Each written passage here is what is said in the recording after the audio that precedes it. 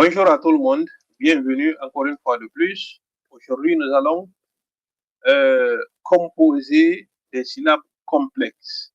Nous avons vu des syllabes simples, c'est-à-dire des syllabes formées à partir d'une consonne et d'une voyelle ou d'une voyelle et d'une consonne, deux lettres. Maintenant, nous allons aller à trois lettres. Pourquoi? Parce que cela nous permet de créer beaucoup de sons, des sons qui sont nécessaires pour écrire dans différentes langues arabes de Guinée. C'est très important de le préciser parce que c'est un alphabet qui a une mission universelle, nationale et universelle, donc qui répond à toutes les sonorités linguistiques des langues guinéennes, mais au-delà aussi, ça pourrait être un soft power pour aider d'autres communautés dans d'autres régions en Afrique de pouvoir s'inspirer de la Guinée et l'adapter à leur. C'est un alphabet très riche. C'est pour cela c'est l'alphabet national. Donc, si nous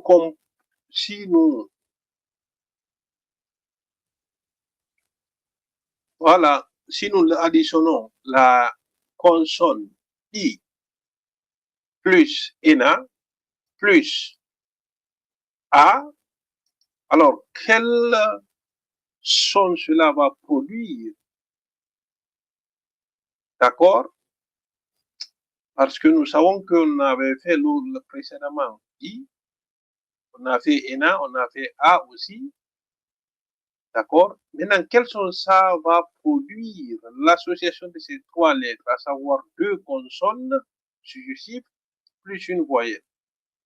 Donc, cela va nous donner naturellement, si nous l'écrivons comme ça, cela va nous donner nya.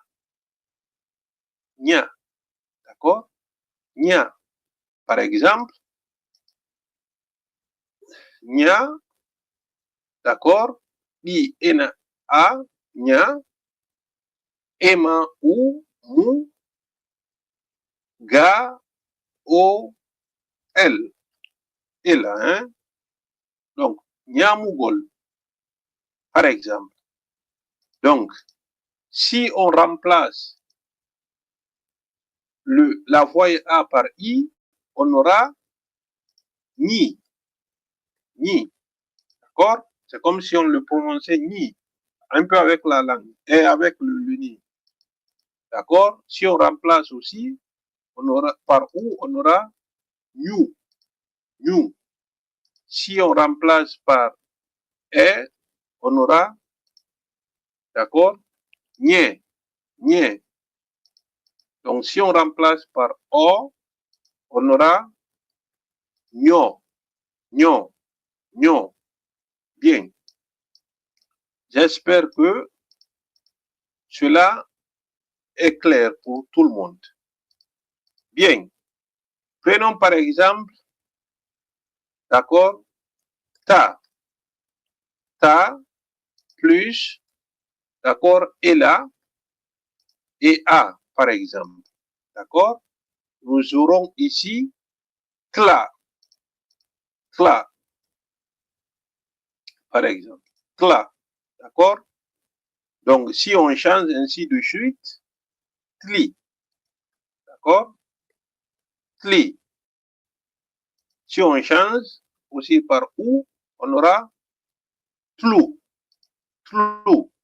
Si on change par e, on aura tle. Tle. D'accord? Ainsi de suite. Voilà ce qu'aujourd'hui on va se limiter là pour ce qui est des syllabes complexes. Supposons qu'on veut écrire par exemple Diallo. Diallo. D'accord? Par exemple. Voilà Diallo. D'accord? J, A, Ela, O. Si on veut écrire Camara, par exemple. Camara.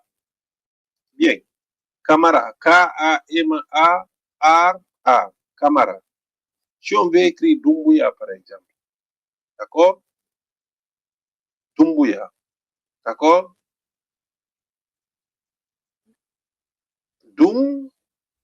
D'accord?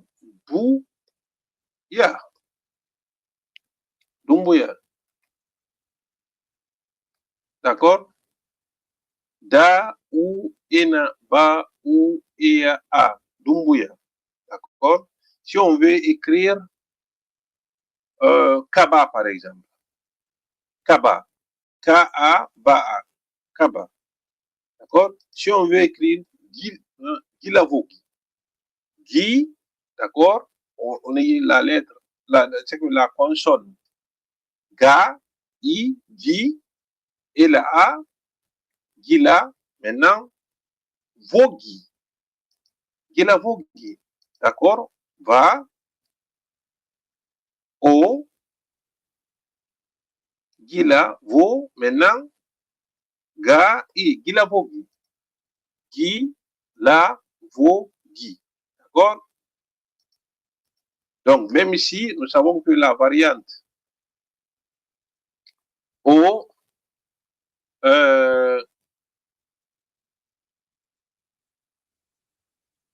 bien, j'en ferai pour expliquer les variantes, etc. Gilavogi.